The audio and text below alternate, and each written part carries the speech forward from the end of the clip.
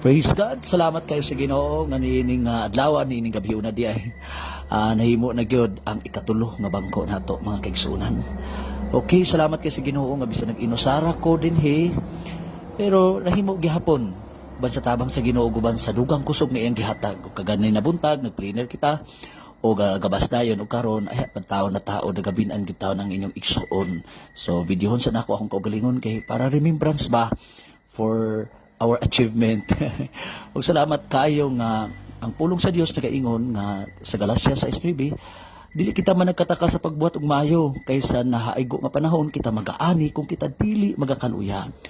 Sa 1 Corinto 15:58 ang tanan nato nga pagpangabudlay dili makawang busa magpadayon kita sa pagbuhat og maayo ug paghatag sumala sa ato ang mabuhat labi na kumpara sa ato ang iglesia para sa church kay para man na sa Ginoo because church after all is God's property man. Okay, salamat kayo sa Ginoo nga hapit tigid mahuman nahinay lang gyud pero paspas ang video kay gipaspasan man ang speed. Okay, salamat kayo sa Ginoo nga padayon ang iya gayong pagpanalangin kanato o kaapoy gyud kaayo pero okay ra.